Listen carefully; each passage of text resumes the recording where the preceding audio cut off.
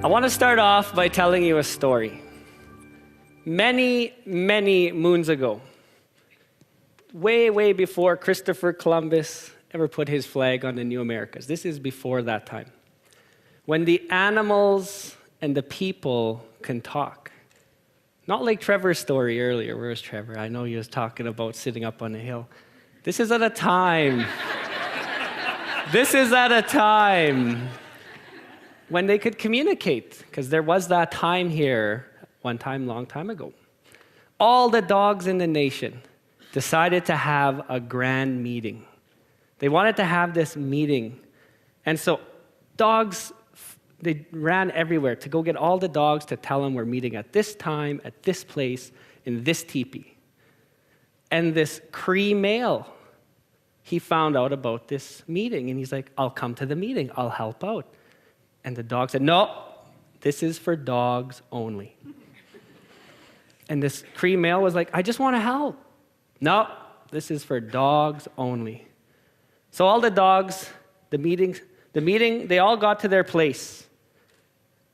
And they all got to the teepee, and every dog unhooked their tail, put it on the teepee canvas, and went inside. This Cree male, I'm going to play a joke on these dogs, he said. So next time they have a meeting, they're going to invite me. So when all the dogs started their meeting, they were all in the teepee, all their tails were on the outside. He snuck up behind the teepee, and he started a fire. And when the fire got big enough, he ran up to the teepee, and he said, fire! And all the dogs panicked inside this teepee, and they didn't know what to do, and there was only one door. So they were all trying to get out the door, and they couldn't find their own tail. So they grabbed any tail they could, hooked it on their tail, and took off. That is why, to this day, when two dogs meet each other, they sniff each other's tail because they're still looking for their original tail.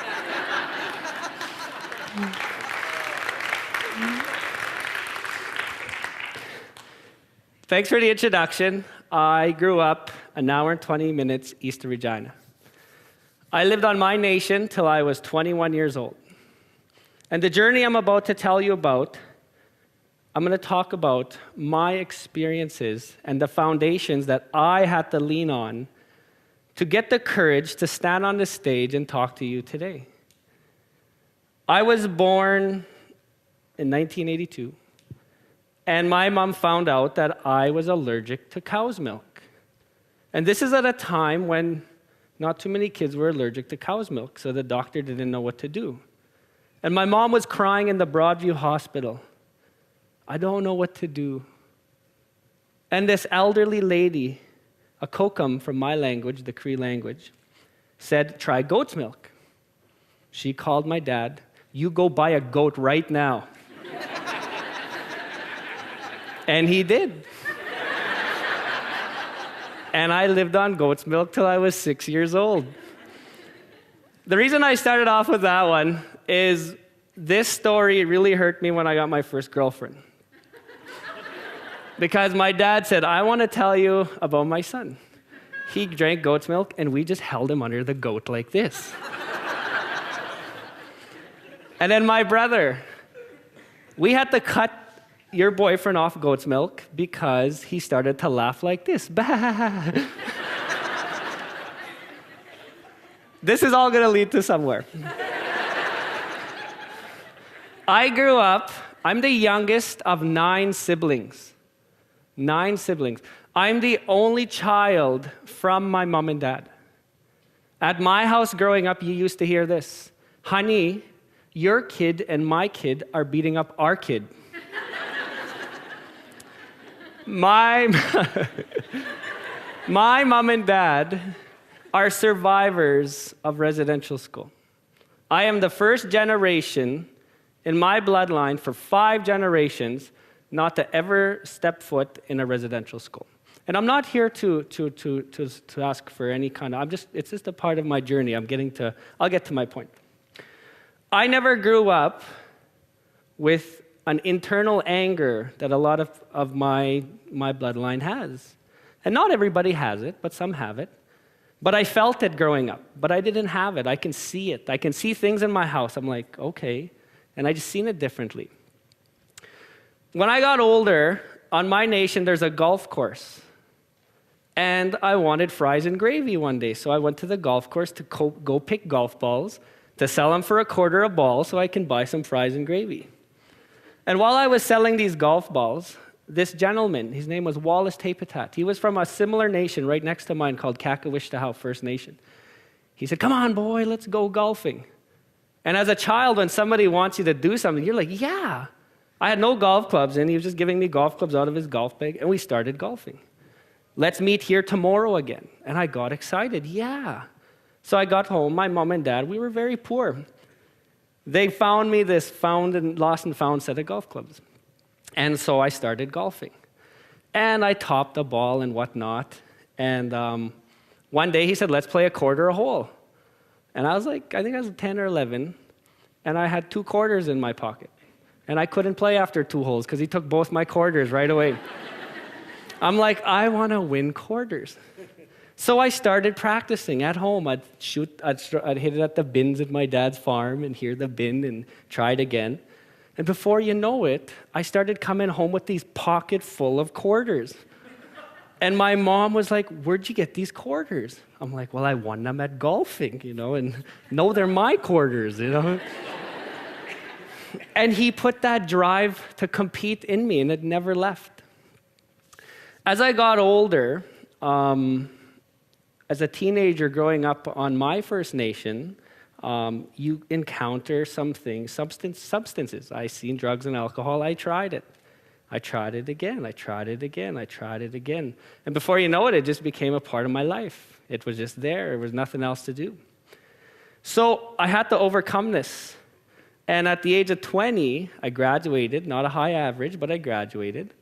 And my mom and dad said, "We have to fix our son because he's better than this." And my mom and dad forced me, I didn't want to do this, to go to Lethbridge Community College. And they did my application, they wrote my letter.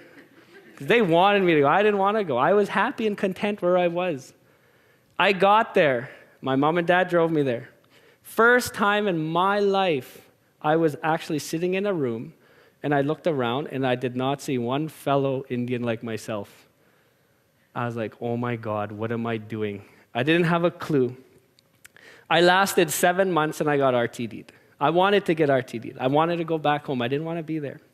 And before I left, this teacher sat me down and he says, "I'm looking at your marks and you're struggling." And I'm like, yeah, I'm struggling. He's like, and this is what he told me, and I know he meant no harm, but he said, "I understand your people." And how are we? I was like, it's like, okay. And he was trying to like make me comfortable. I'm like, you know what? I just want to go home. I told him, I don't want to be here. I just have to go home. And I went home. And when I got home, I forgot to mention, when I left home, I left the substances behind. I said, I'm going to start something new. My mom and dad talked to me about it. When I got home, my friends were doing the same thing. I was like, no, I'm good. And you know what my mom and dad did? They were my foundation. I leaned on them. They took me out in an environment and allowed me to see it from the outside in. And I never went back. I never ever touched anything after I left that time. And my mom and dad did that for me. I wanted to pause there. I want to talk to you about humor, because there's something that I really enjoy, is I really enjoy laughing. I love laughter. We all laugh in the same language. We speak all our different languages, Cree, English, French, Saulteaux, but we all laugh in the same language. And I didn't understand how big of laughter plays in communities. Growing up, I have the name Cadmus, so I had to learn humor really quickly because it rhymes with certain words, and I used to get called, I'm not going to say them. But I always wanted to be called Jeff. I remember sitting in my room one time, crying. You can tell by now my stories, I'm a crybaby. I want to be called Jeff because nothing rhymes with Jeff. I love my name today, Cadmus. People don't even have to ask me my last name, it's just Cadmus. But anyways, humor. When I grew up, everything was about humor on my nation. We teased each other all the time. I had to learn to smile in times when I just get angry because that was just the way it was. And when I went to First Nations University of Canada, I took this English class. And this professor stood there and she said, okay, we're gonna pick one theme this whole semester. We'll do Aboriginal romance or Aboriginal humor. So I'm sitting in the back and I'm like, I already know what romance is. That's going to KFC and licking each other's fingers after you're done. I know that. My wife hates that joke. We don't do that. And anymore. And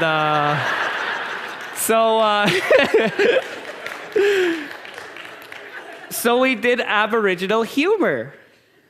And you know what? There's a reason why I couldn't believe I'd never seen this before. There's a reason why, and I'm sorry, I'm only speaking from an Indigenous perspective because I'm an Indigenous person. There's a reason why we bust out laughing, we slap our knees, we cover our mouths. It has always been ingrained in our bloodline. And this is how it used to be. When we were nomadic people as Indigenous people, humor was a law given to us from our Creator to keep the cohesion within the tribe. If we were a tribe right now, and I did not work as hard as all of you, you would tease me and ridicule me. If I still refused to work as hard as all of you, you would make me set up my camp 100 meters away. And you'd stand here, point at me, and laugh. In the evenings, I'd be over here trying to start my fire all by myself. I'd hear the wolf howling in the back. I'd get scared. I would promise to work as hard as you, and you would let me back into the tribe. That's where humor comes from. After residential school, two kind of humors came back to the Indigenous people. There's a helium humor. That's the licking each other's fingers after KFC. Nobody gets hurt in that joke. It's just funny. And then there's the weighted humor. That's the lateral violence. That's the teasing each other because of the skin of your color, because my shoes are not as nice as your shoes, because of the way I was brought up is different than the way you were brought up. So we pull each other down. If we can get that lateral violence and get that weighted humor out of there and focus on that helium humor, we would be unstoppable as nations here today. And now take the Indigenous part out of that and take us here in the Treaty 4 territory, right where we sit, Regina, Yorkton, Swift Current. If we can focus on the helium humor and learn to work together, we would be unstoppable, because when one of us suffers, no matter what nationality you are, our bar cannot rise. We have to learn to bring our bar up.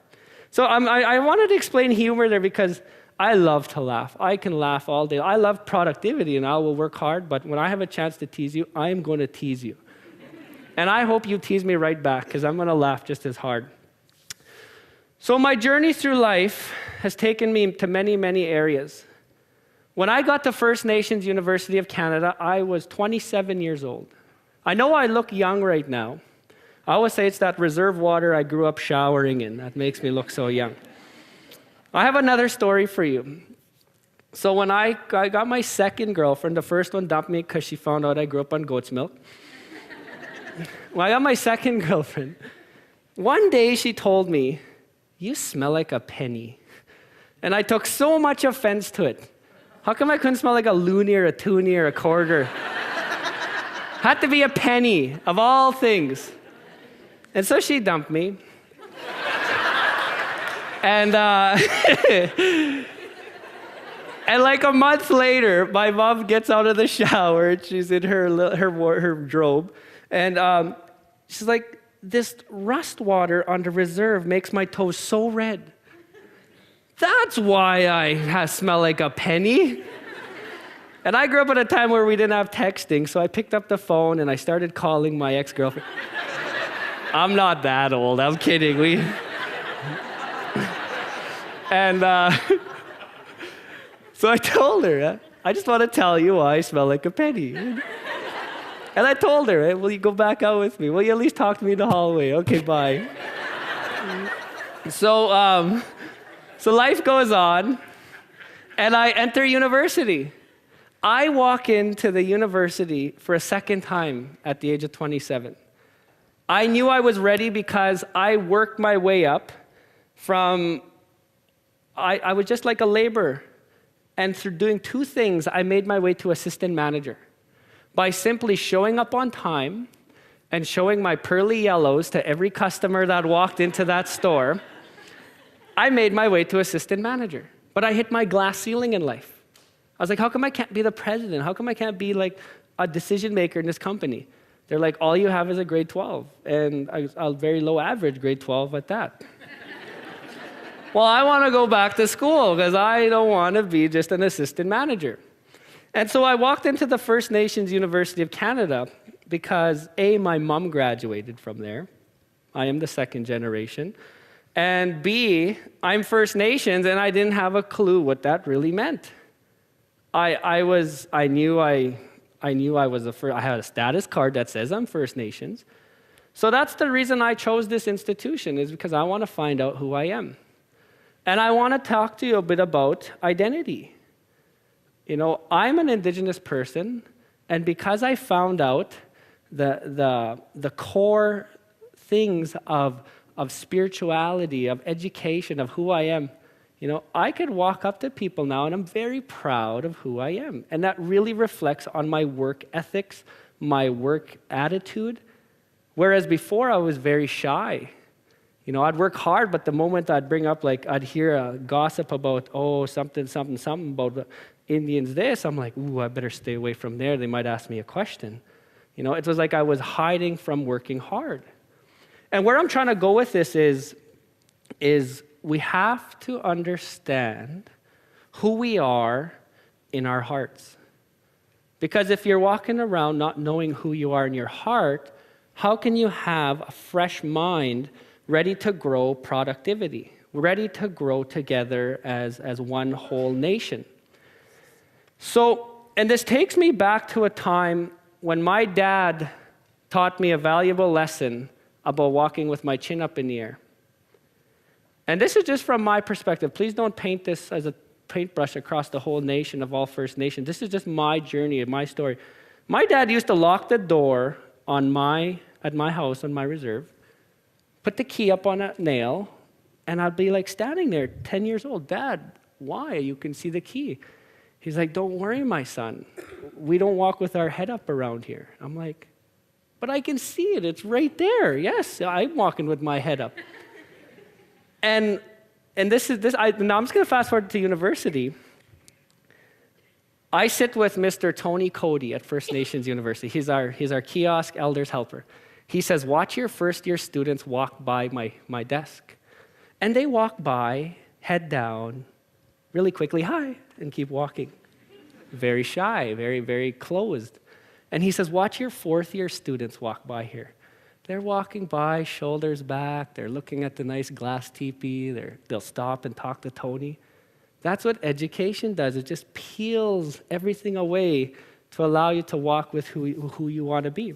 I just want to finish off by telling two quick stories.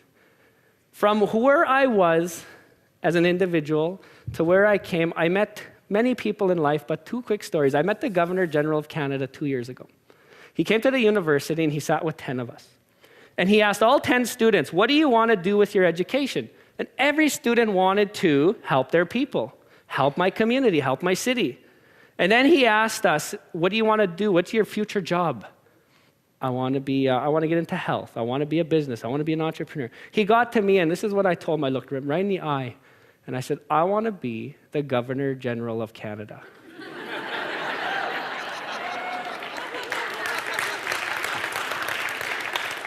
My second person I met, I had the opportunity, privilege of meeting the Prince Charles and his wife, Camilla. I had 22 minutes to tour them of First Nations University. And during our tour, he was very, very interested, and he knew his knowledge because as a First Nations, we signed a treaty with the Crown, his family. And he was very knowledgeable, and I just appreciated him. But I told him this joke because everybody's so serious with him. I'm like, I'm going to make the future King of England laugh. Studied and I found this joke, and I just exercised it perfectly. I told him, Your Royal Highness, on behalf of all of my people, I just want to tell you, we like what you've done with the place. And he looked at me and we laughed hard. A 30-second story before I let you go. I went to 7-Eleven, Dudney Street, 7-Eleven. I love going there. I don't live around there, but that's my 7-Eleven because that's where I see a lot of Indigenous people. There was this guy sitting outside with a cup. And I got out of my vehicle and I waited for him to call me over and he didn't. And I went inside and I got my Diet Coke. As soon as I opened the door, I can hear him calling me over. And I started slowly walking over to him, smiling at him. And he gave me every excuse why he needed change. And I just smiled at him, and I grabbed his hand, and I put $3 in it. I didn't say a word to him, and nothing but a smile on my face. And he looked at me, and he said, "I'm a good person." And I says, "I know you're a good person. I love you, now make yourself better." And that's how we must treat each other. Thank you very much.